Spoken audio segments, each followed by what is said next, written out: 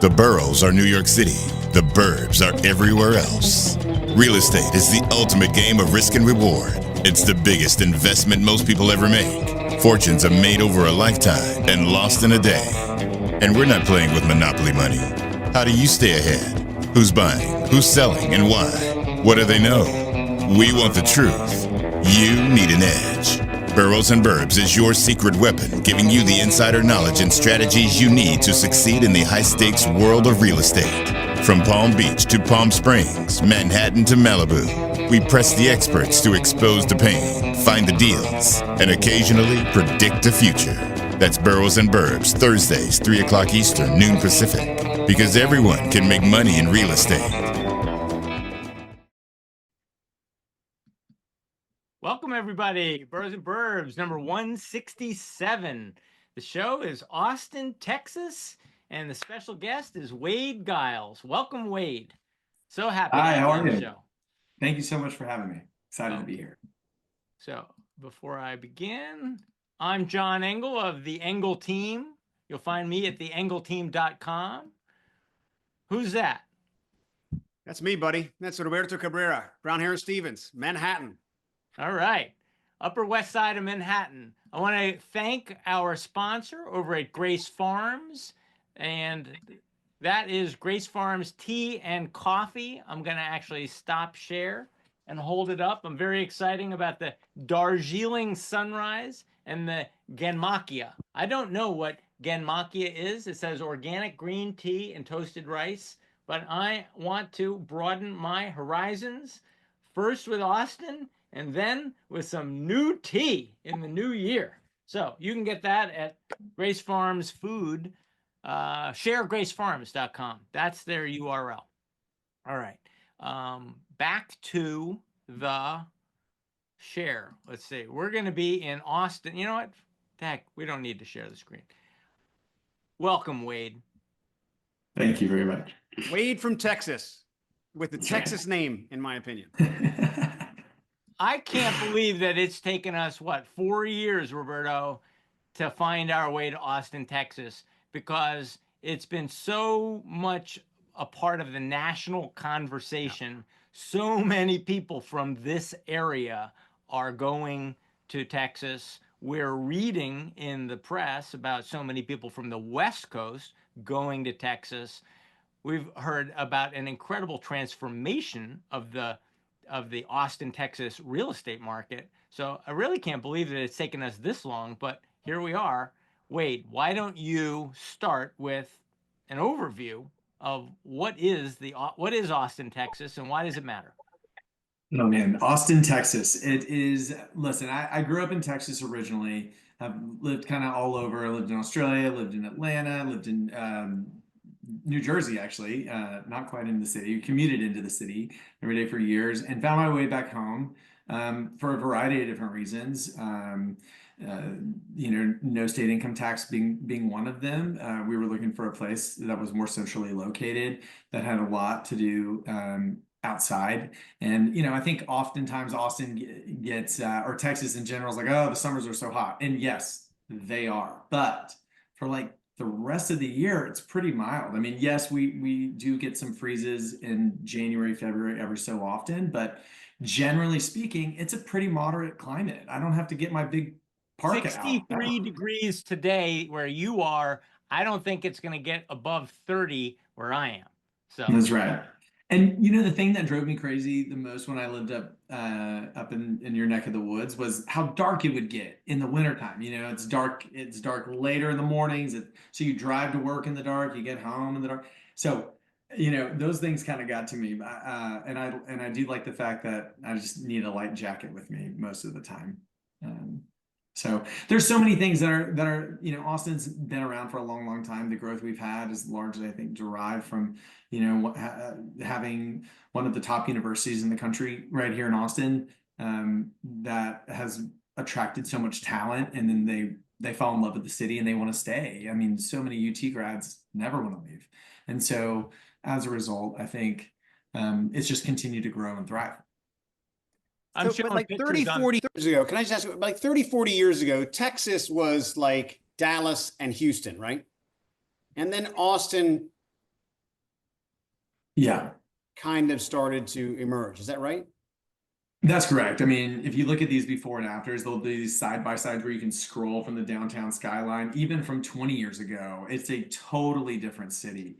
Um, it wasn't, I think it wasn't really until Silicon Valley started to take a look and say, we can, redeploy some of our infrastructure and assets here into Texas for tax benefits, for better caliber Talent pool.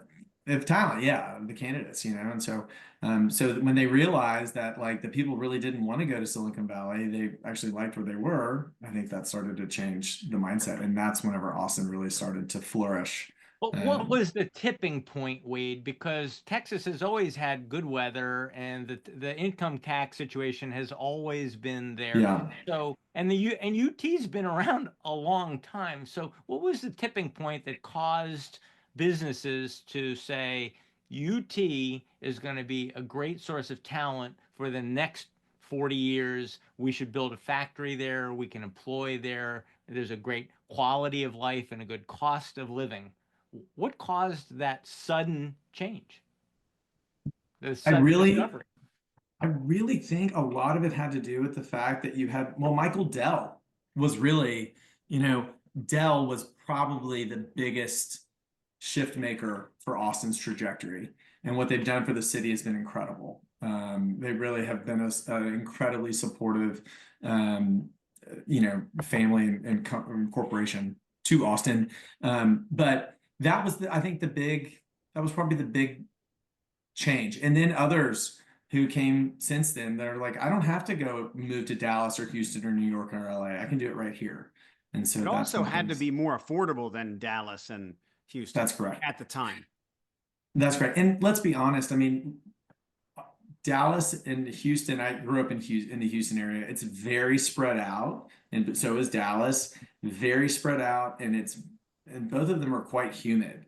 Austin being in the hill country is a little bit more arid. So we don't a beautiful day in Austin is hard to beat. It does feel like you're in Southern California. So, whereas in Houston and Dallas, it's just not quite the same. But going to a UT game in the 90s in like September, hot. Let me tell you. Yes. Well, we'll get you suite access next time. Okay. Let's not have you. I was in the cheap seats. Yes, it's very sticky here in the summer. There's no question about that. But the people who have lived in Austin for long enough know when to leave, and so we do.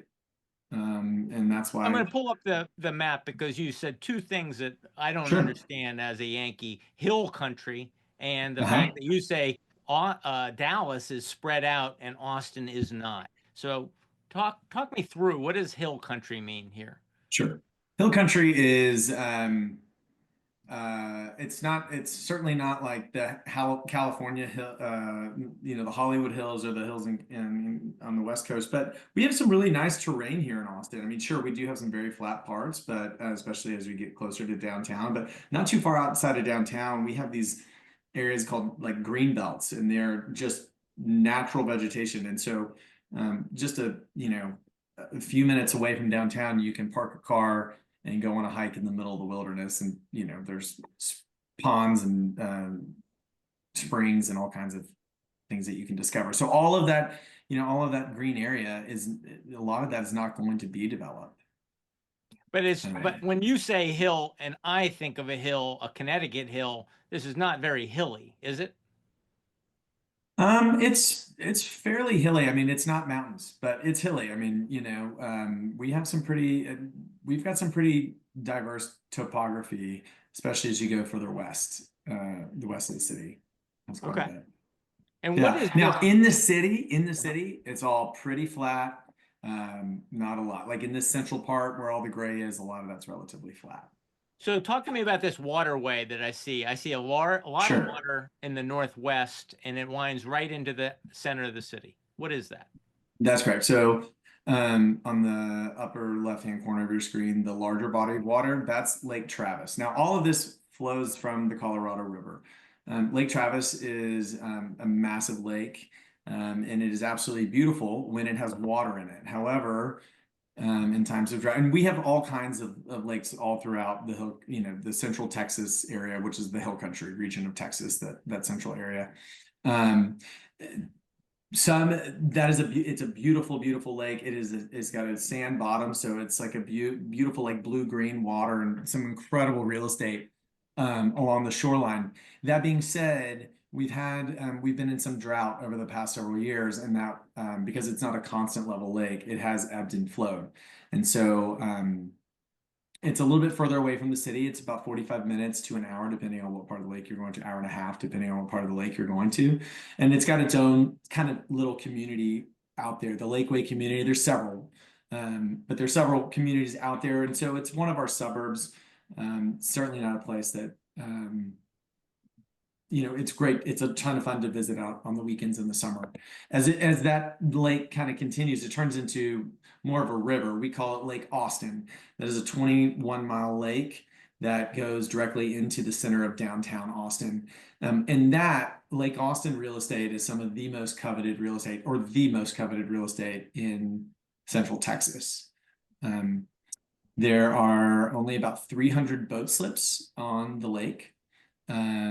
That are for private use. There are a couple of marinas, but about 300 individual lakes, boat slips on that lake. And so this is the main. This is 45 minutes out. And correct. you mentioned that, and then I could follow it, this Colorado River. But when it gets within the city limits, right up here to the letter A, that's what you're talking as the most expensive Austin real estate. Yes? Yes, essentially, and even a little bit further north than where your mouse is going, but that's correct. Yeah, that whole Colorado River section where the dam is at Hudson Bend, yeah, right there where it says Marshall Ford, right there. So just north of there, they dam it. There's a big dam there, and then it's dammed again further south as you get closer to downtown. So there's two dams on either side, which makes that lake constant level. Not to mention, some of those areas are only 5 or 10 minutes from downtown versus other parts that can be a little bit further depending. As you get closer into downtown, it transitions into yet another lake, which we call Town Lake, or Ladybird Lake is the new name for it that they changed about a decade or so ago. And that is not for motorized boats. It's just rowers, kayakers, paddleboarders, so on and so forth. But the property on the Lake Austin is the one where you can have your own boat slip. So Lake Austin it's within the city limits. It looks like it's within that like beltway. So is there any level of urban feel to that, or is it still, it's literally like a hybrid of like you're out of the city and it's gorgeous, yet you are right at the city?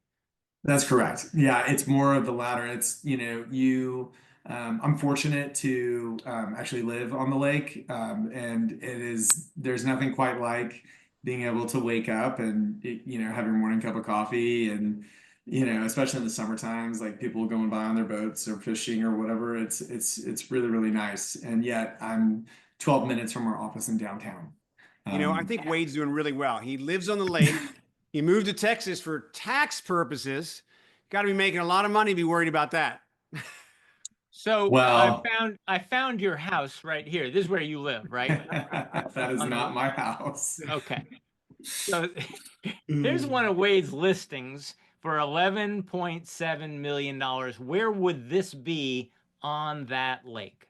Yeah, so it's just outside of the 360 of a road called 360 on top of Lake Austin. So it's perched up top. Up here? No, go back to the listing, John, and hit the map feature. It should. There's a map button. It might place it for you, right there beside the photo on the bottom, right just under the first photo. Yeah. There you go. Boom. There we go. So if you just zoom out that a little bit, it'll give you some clarity. Maybe can you zoom out a little bit on that one? There you go. I'm not sure where. Yeah, it doesn't. Maybe it doesn't. Well, it is. But I see the loop here. I see the river. Yes. And you're on the west, and you're looking, I guess, at sunsets over the river. That's correct. Yeah. It's incredible. It is a special piece of property. And you said this piece of property does not necessarily have direct access to the lake. So there is it doesn't have quite the premium that some of them that are right on it would have. That's correct. Now this house is beautiful and finished out, but we sell, I mean, there was in 2022 there was a $37 million transaction for a piece of property on the lake, and the house was going to be torn down. So give us a sense of this house. This house was built when? 1998. It was originally built in 1998 by a local Original Austin owners? builder. No. My clients are the third owners. They've since gone in, they went in and did an update whenever they purchased it. It's got an amazing floor plan, 7 bedrooms, has an elevator, beautiful wine storage, an observatory. The pool is inlaid with mosaic tile, so it's really incredible, similar to it feels like a hotel pool. It's a gorgeous piece of without property, question. obviously. Little over an acre. The neighborhood is gated, and then the property itself is also gated. So double gated, phenomenal school district, or sought after school district, I guess I should say, in an area that's still very accessible to town. What other properties are you competing with? You put this on the market, and I mean, for someone who's looking for this type of property, do they have 2 or 3 things to look at? Is this really almost the only game in town, or are there multiple properties that, I'm just thinking of a buyer and the scarcity of this type of listing? Sure. Well, it's interesting. We, the last couple of years, since about, I guess, when interest rates started to shift, we've had a surplus of our ultra luxury on the market. And right now there's more inventory on Lake Austin than we've seen since 2003. All that to say, our inventory is which we can get into a little later. We've taken a huge shift. At one point we were at 2 or 3 days of inventory on the market, and now, properties north of $1 million, we're at about 11 months. So we've had a huge shift. All that to say, we have seen our ultra luxury start to trade. It was dormant for quite some time, and up in the last couple of months, we've seen people that have come up and said, look, we've made a tremendous amount of equity with our in the stock market. We want to redeploy that equity into real estate, or from Bitcoin or whatnot. So we're starting to see people say, we've had a good run, we're just going to move this into an asset. And they're getting homes that were originally listed at 14, they're getting them for 9. Well, that's what I was wondering. So but there's been a price adjustment in order to also generate that activity. That's correct. Yeah. We're really running on 2 different markets right now in a lot of ways, because of having so much inventory. You kind of have to do a little bit more like reading between the tea leaves. And what I mean by that is, like, there are diamonds and there are deals. Okay. The diamond is the property that comes on that is super pristine, move-in ready, is in a great location, and it is priced within market, within what is trading. Okay. Those are getting multiple offers, and they're I just learned of one that came on yesterday. It's already got 3 offers in hand, because they played it right. The deals are the ones that start off way too high. They're thinking of what their home was worth in 2021 or so, and they need to do an update. They're missing a bedroom for the neighborhood, or whatever it is, and they're sitting. And had they just come on at an enticing price to get some attention, they end up, as we know, they get stale, and then they're priced well below market, but no one's even paying attention. When you talk about ultra luxury, what price point are you thinking? Is that 5 up? I would say 7 up. 7 and up is ultra luxury, and starting price is for decent house. I want a decent house for a family. Am I starting at $1 million? Am I starting at 2, 3? 2. So 2 to 7 is the mid market. 7 and up is the ultra luxury. Now walk me through this, because it seems to illustrate what you're talking about. This $2.5 million listing is a 3-bedroom, 3-bath, 3.5 bath. Talk to me about Ridgeview Street, 2504 Ridgeview Street. So this one just closed. This house, I helped assisted my client in purchasing in April of 22. So right before we started to hear lots of noise about inflation and so on and so forth. What'd There they were seven pay? off. What's that? What'd they pay in 22? There were 7 offers on the property. It never hit the public market. It was a whisper campaign. 7 offers, 3.75 million for the Mm. house. Fast forward to about 6 months ago, he wanted to sell it. I encouraged him to rent it or whatnot, just knowing the landscape. We put it on the market just under 3 at 2.95 million, and he had also replaced the roof in that time since he had owned it with a metal roof, which was expensive. Now, all that to say, I thought for sure we would have hit the nail on the head, and all that to find out we ended up closing the property for under 2.5 million. So it was about that's an extreme case. And this house was specific in the sense that it had some uniqueness to it. I wouldn't say challenges. It was just a specific home for a specific buyer. How long did it That's take to get to a contract?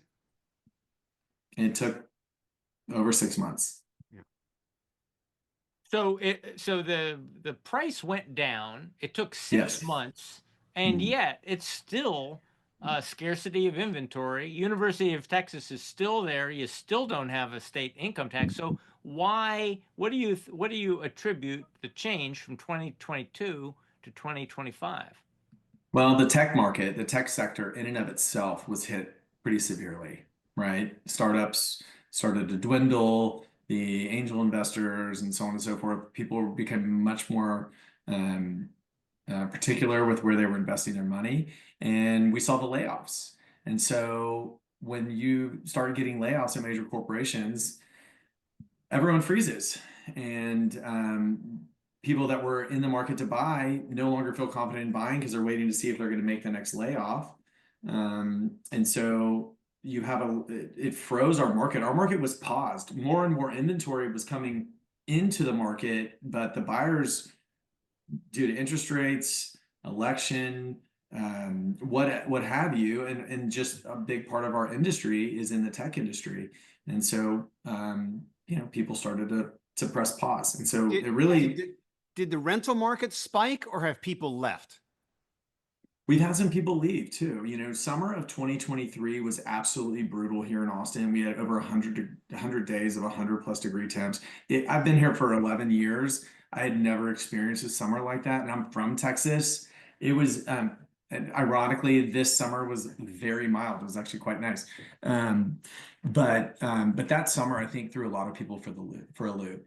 And we did see a lot of people go back to or move to an area with better climate for that summer. Again, you just have to know how to live in Austin, and a big part of that is having a vacation or two planned for the summer so you can get out for a little bit. Did rental prices go up though? No, they have not gone up. And part of that also is because of the massive amount of short-term rentals that were purchased in 2020, 2021, so on and so forth.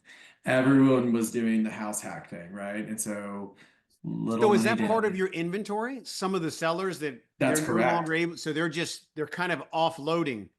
Oh yeah. I've sold in the past year probably 5 Airbnb my clients who had an Airbnb that are like, get rid of it. They're not, we just had too much inventory in those. So they're either converting them into a long-term lease, which is adding more inventory to the rental market, or they're selling them, which adds to our regular inventory. Are you advising people that this is a momentary problem in the market, and if they can make their way through this, tech is gonna come back? Yeah. Oh yeah. I mean, that's the only way I was able to find a house on the lake. I took advantage of the market and was able to find anyone who has long-term vision, and I don't think they need to have a telescope by any means. I mean, I think in just a few years, Austin's not going anywhere. In fact, Google is going to be moving, moving into the sale building that they had designed, which is an icon of Austin. There were talks for years that they weren't actually going to move in, but they are going to be moving in. So people are going back to work. I'm excited to see where Austin is in just 2 years from now. I think this is going to be a rebuilding year for us, like 2024 was, and we'll stay relatively flat when you look at this on the graph, the macro graph. 5 years from now, 10 years from now, I think you'll see 2023 and 2020 or 2024 and 2025 to be relatively flat years, at least so far. But I do think you're going to see the people. I think our high-end luxury is going to continue to do well, and our properties under $1.5 million will continue to move. I think it's going to be a little bit sluggish in the 2 to 6 range or so, simply because oftentimes people are getting a loan in that range, at least what we find here. Has Austin been more drastically affected, seemingly in relative terms, to Dallas, Houston, San Antonio? Yes. I mean, look, big tree fall hard. We were the fastest appreciating market in the country. So it was, along with Boise, Idaho, like between the two of us, and we were the 2 markets that also had the biggest decline. But the good, again, that's why it's so important to work with a good agent here in Austin, because there are so many things that trade privately that never hit the MLS, and just knowing where the real values are. So where are those? Are those geographical spots? You got to know a girl. You got to know somebody. You got to know a guy who knows a guy who knows a girl. Well, because Texas is a non-disclosure state, we are able to sell things privately, not in the MLS, and so that oftentimes happens. But are most of those are those opportunities occurring more in the north, in the south, or is it just spread out, or is it what? I mean, when you say that, like let's say I came and said, listen, I really want to buy something. I want to find really good value. I know that now is an opportunity because we're kind of in a dip and we're gonna come back. But where are those? Where are you guiding somebody? If it was kind of like your money. Yeah, totally. I think there was, Tarrytown, Pemberton, Clarksville, the 78704, just south of the downtown area on the other side of the river where Zilker Park is. That whole area, and then north of there and west of there. Those are phenomenal. And every area has different vibes, correct? Like our East Austin is probably the best way to describe it would be kind of like maybe like the Brooklyn, Manhattan. The East Side has a more fun, youthful, vibrant feel. Lots of great restaurants are popping up over there, and so on and so forth. So, so it really depends on your lifestyle. I think in the Barton Hills, Zilker, Bolden area, and Travis Heights, wonderful old part of Austin. Lots of creatives live there. Where's that on the map? Sorry. So just south of the Colorado River, right there. Yeah. So Travis Heights. That's like old school, old money kind of thing. It's an amalgamation of like old hippies who bought a place in the 70s for $5,000, and then the young tech guy who just built his amazing super modern house. It's just a total blend. I would say, as far as like the old established money, you're going to be looking in Old Enfield, just north of there on the other side. So Old West Austin, Old Enfield, Tarrytown, Pemberton. That central area is. But you mentioned Tarrytown as a place where there's opportunity too.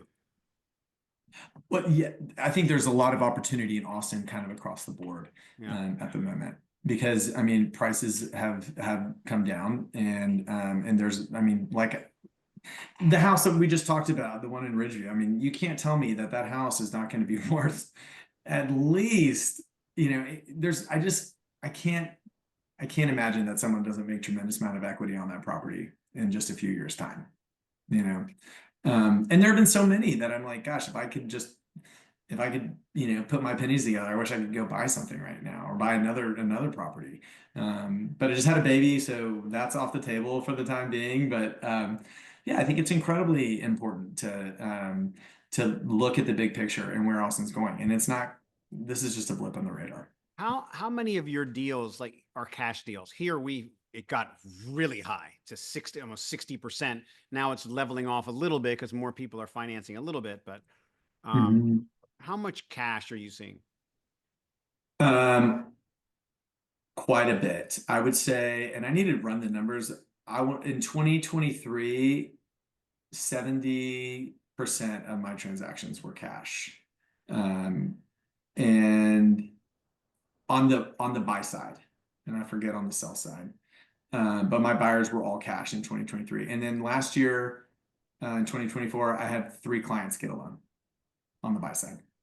I think that's tracking with New York. I think we saw numbers like 67%, 2/3 in New York were cash deals. You saw higher percentages in the 80s and 90s, maybe in Palm Beach, and a couple other pockets, high, expensive pockets of the country. But for the most part, New York was one of the highest numbers of cash deals, and Austin. So you're saying from 67 or 70%, you're seeing a little bit of a tail off, but not much.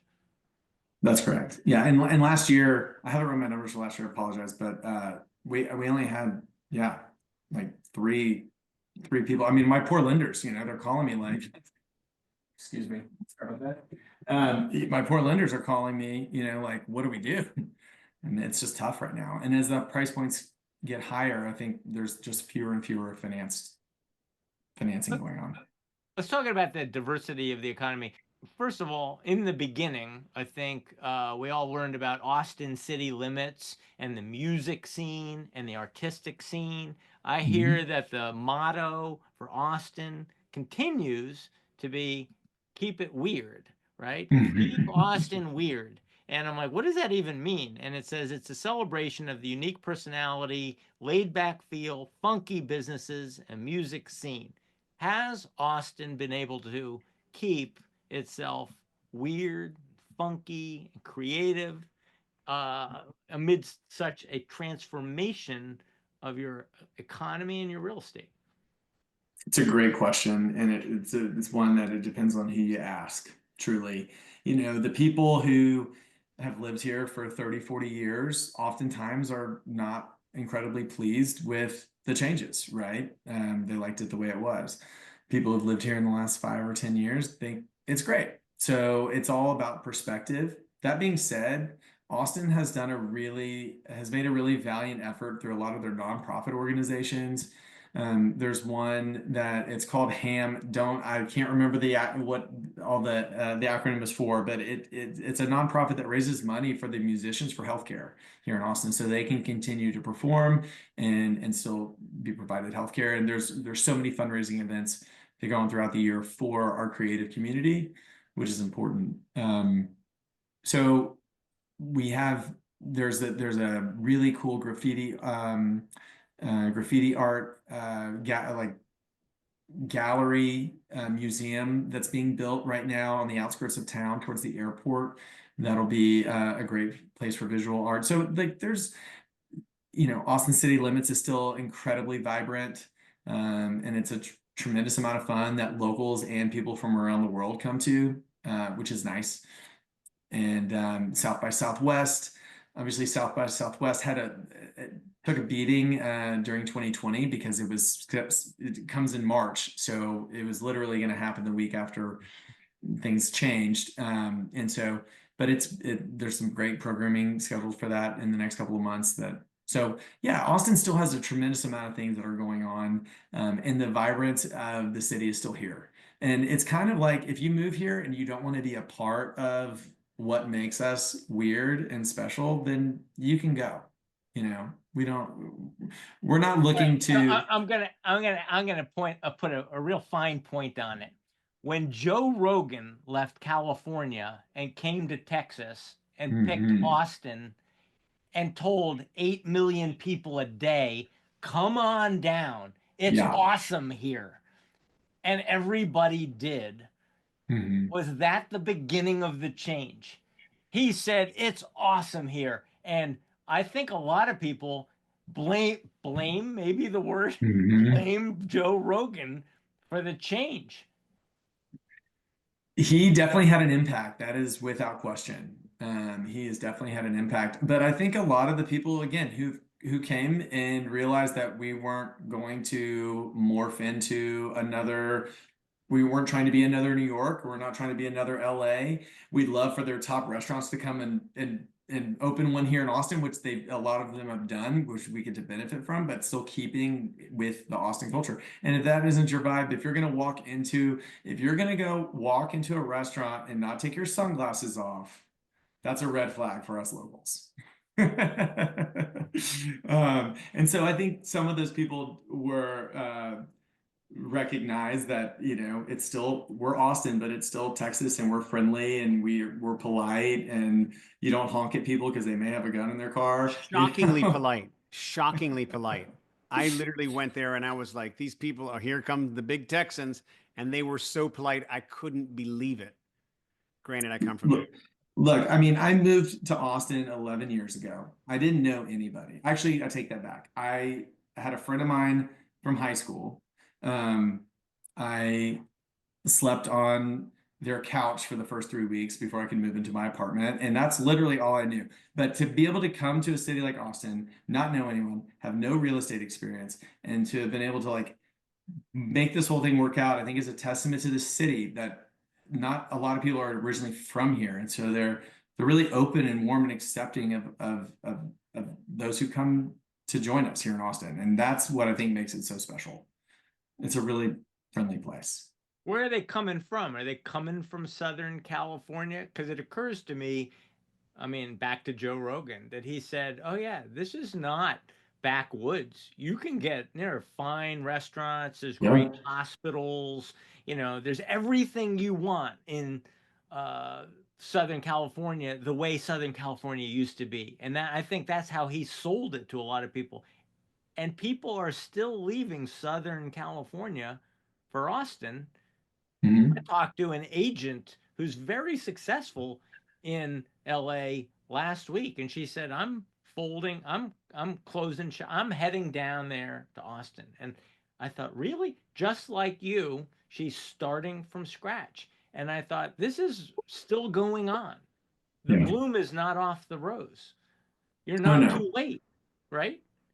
No, I don't think so. I don't think so at all. And what is to come, I think, is going to be, I think there are more companies and corporations that have plans to move to Austin from other parts of the country. I think they are holding off until interest rates are a little bit lower. So it's a more of a parity move for people instead of yanking them out of their sub 3% rates and having them, move to a new city. I think but I've had several conversations, internally with different companies and corporation level executives, C-level executives saying that. So they're coming, and they just haven't all come here yet. Has the infrastructure been strained by the growth? They talk about that in Florida. You're competing with Florida, right? And people are saying, I can't move my business, my hedge fund to Florida because there's not enough schools for my kids. There's not enough services for my family. Texas experiencing any of that? So, I mean, there's certainly been a strain on our city. Austin was never built or designed from a roadway infrastructure plan to be a million people. And so no one had that kind of foresight. And so we've definitely, traffic is, especially during rush hour, is a conversation, which is, but it is still a relatively small city, and most people aren't like having to. I'd say generally speaking, I can get anywhere in Austin within 20 minutes, and that's pretty much the truth. So from an infrastructure standpoint, we're doing fine, or doing better, and we're expanding roadways. There's a ton of road construction going on right now. We have several new hospitals. Dell Children's just opened a huge campus, and Texas Children's Hospital as well. So we're getting doctors coming from all over the country. They're recruiting doctors. I believe it was a $900 million project for the Texas Children's Hospital that was just built here. So I don't feel like we have too many people yet. I feel like there is still plenty of room to grow. And furthermore, in our suburbs, as you go further north and east, there's plenty of raw land to be developed. Are there any environmental risks? Like, for example, Florida has hurricanes. Obviously, California has wildfires. Is Yeah. there anything in Texas, whether it's the overwhelming heat, or is it where, for example, insurance companies have issue with X issue? Or is there anything there that stands out, or that people have, said, look, I'd love to move here, but I can't deal with earthquakes, or, Mhm. do you have any of No, that? And we have an insurance expert, so think carefully about your oh Meredith Bach goodness. here Okay. insures big fancy houses, and she's going to be listening for fire No, risk. insurance is super cheap here. No, I'm just kidding. No, listen, we don't have we're pretty insulated from like hurricanes, which, Houston and the Gulf of Mexico experience. We're pretty far insulated from that. Well, insulated. Tornadoes occasionally, although I cannot recall the last time that there was one. I mean, not since I've lived here, but tornadoes occasionally. And then, drought. I think drought would be in the heat. We go through some spells. In Memorial Day of 2014, we had a huge drought up until that day, and we received 14 inches of rain in one day, and it filled our lake up like it had never been dried. So I can just take one good rain to make all the difference in the world. So talking about the people that are going to come back, and obviously I think there's actually going to be quite a few people at this moment coming from California just because of demand, and they just need to get out. And it would be a moderately equal change in some ways. Where else do they come from? Or do you expect them to come back from? Because you've obviously had people leave, and with opportunity, in the next 5 years, they're going to come from somewhere. They're going to come from, foreign countries too. We do see some coming outside of the U.S. Most of our out of state or out of town buyers are coming from either Houston or Dallas. Believe it or not, a lot of people. I mean, people in Houston and Dallas, they may not tell you directly that they would rather live in Austin, but if you give them a few drinks, they will. So ask Kay. Kay's Dallas. Yeah, I'm from Dallas. I live in New Canaan, and we have rental properties in Dallas as well as one in Manhattan. Yeah, there are a lot of people moving back and forth depending on what mood that they're in, right? And or yeah, who has totally. better margaritas. And So, yeah, and Dallas has way better shopping. I mean, but you're only a few hours away. So. yeah. I think that the economy makes a huge difference, right? I mean, I'm very pro on Dallas because the economy is a lot more diversified, and there's always oil and gas and real estate to fall into. I'm not sure if Austin has, because it grew so quickly, especially in the tech space, whether it has that kind of stability, and that's probably why there's been a lot of departure.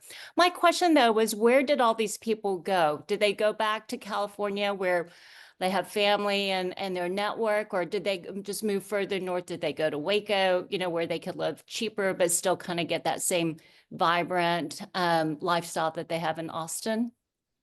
No, all of my clients who have moved on, all of them have moved out of state. And moving for different reasons, either political reasons, because of the heat really in the summer. And they were either going to a place with a more temperate climate.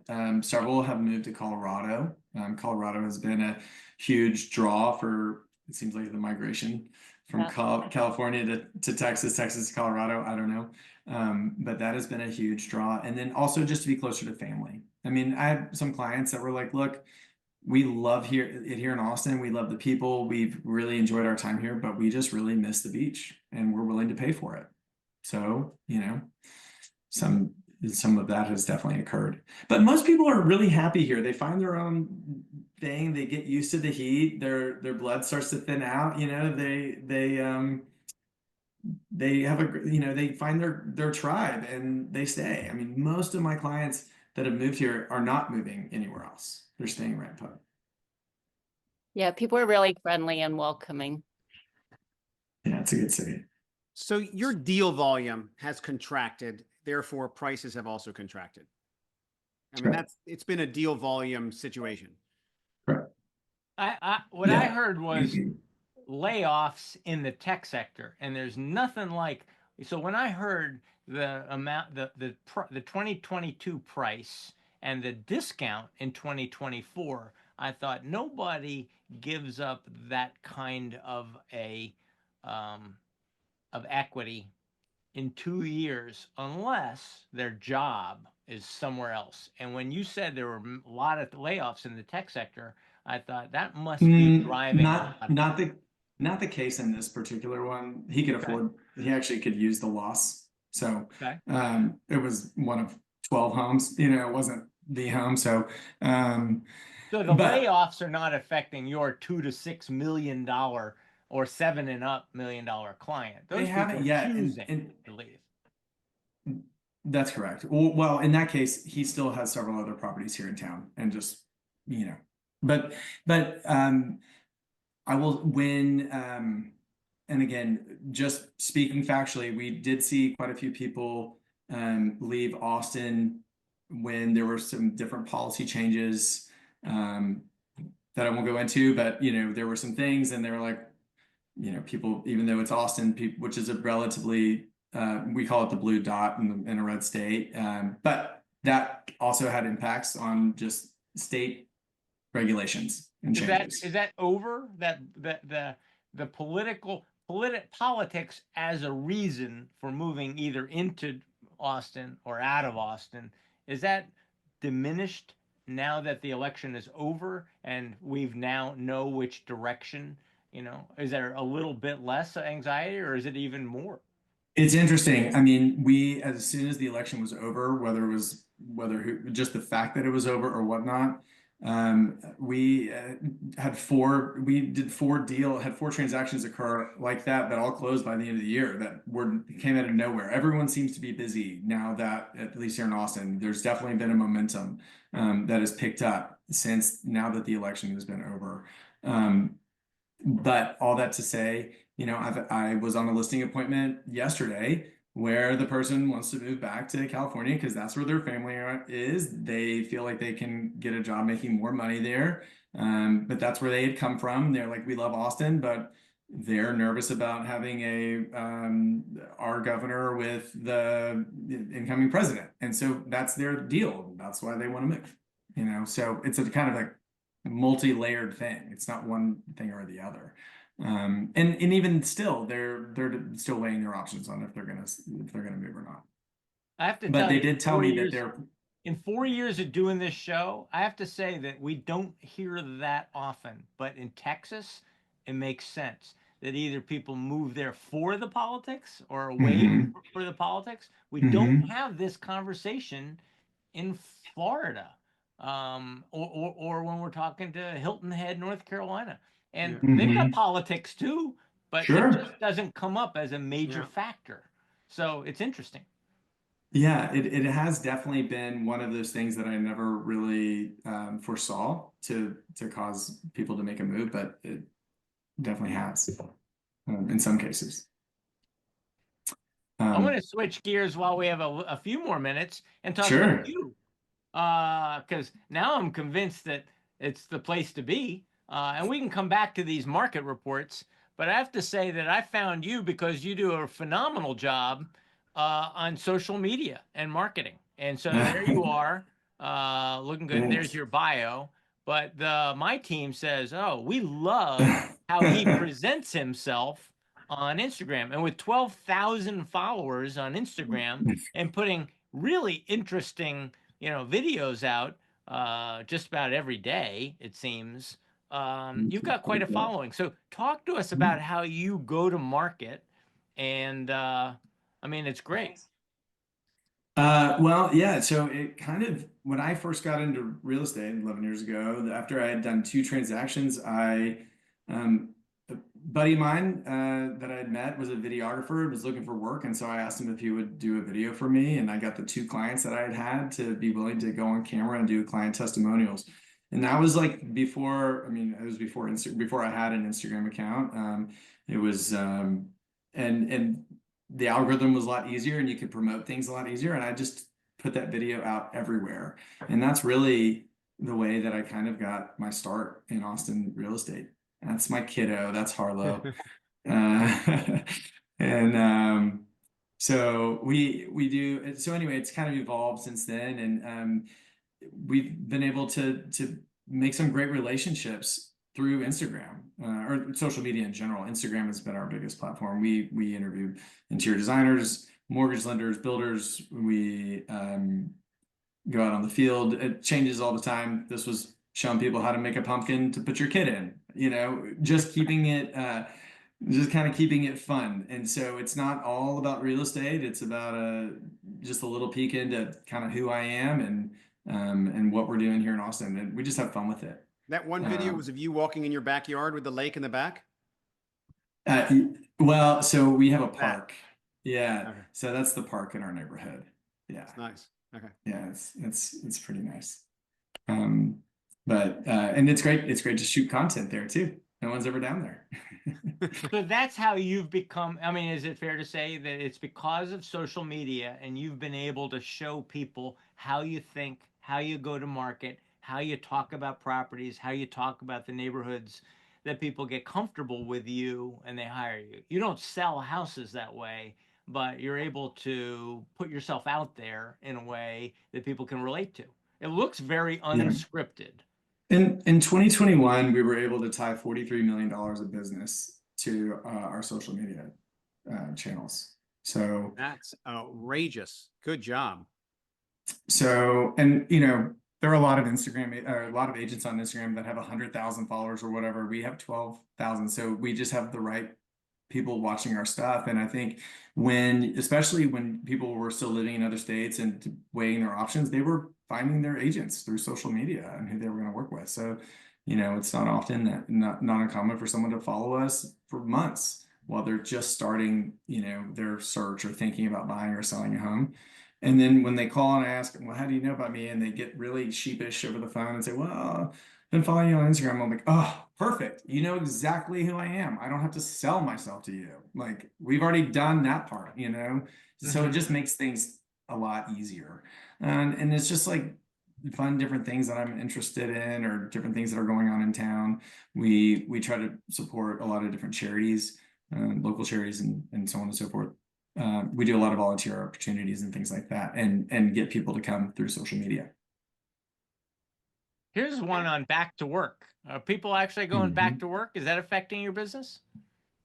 It's been interesting to see the suburbs. There's been a contraction back into closer to downtown. Downtown Austin is not very big. I mean, it is a pretty finite amount of space downtown. And like I said earlier, we weren't built to have this many people as we're here. So if you're living, people bought in 2020, 2021 thinking they were going to work from home for forever. And they were buying, 30, 45 minutes out of town, which was great. They got a big house. They had rooms where they could actually, have their own Zoom calls. And as a result, but now that they're having to go back, the commute's getting on them. And so we're going to see the suburbs, I think, take a little bit of a hit. Is that true in New York, Roberto? You're counting on it, aren't you? You're the suburbs, baby. I know, but I think you're expecting that all those so in Austin, you talk about the tech sector. In New York and in the suburbs, New Canaan, we talk about Wall Street. We're very excited that Wall Street has shown back-to-back banner years. Yeah. And apparently the bonuses are going to be great, and we expect that will translate into the real estate market. Roberto is excited over the fact that all those bank presidents in New York are saying, back to work, buddy.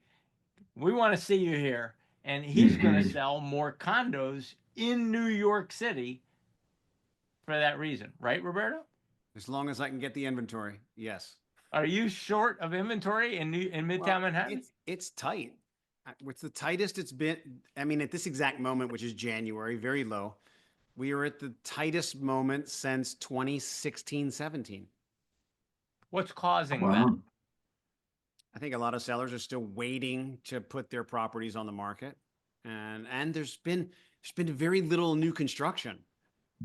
I mean, they're in relative terms to what happened in the last decade, very little. And on the ultra luxury side, like I have a client looking along, Upper East Side, Lenox Hill along there, there have been, and I looked because they were interested in new buildings. I looked at all the new buildings that were built in the since 1998. There's like 6. That's Wow. it, and nothing coming within a certain very tight parameter of where they want to be. So just by the scarcity of it, prices are just going to really get up there for new property. This is what he's looking for. So. Well, do you have any parting words, parting thoughts, Wade? And you want to take us out, Roberto? I don't want to take you out. You're No, it was wonderful with that. I want to hear Wade. I want to put his big 10-gallon hat on and tell me his last piece of wisdom. No, well, look, all I will say is you kind of hit the nail on the head. You know, they're not making any more land, and we're still in a huge deficit for housing. And so I don't think real estate's going to go anywhere. We still have to, we're just going to, it's interesting to see all the different markets, but I'm grateful to be in this business. I couldn't imagine doing anything else. And I can't wait to be doing it for the next 20 years. And it sounded like, although Roberto says he's got nothing to sell, you said that there are opportunities coming up. You just showed us one where somebody was able to get a screaming good deal.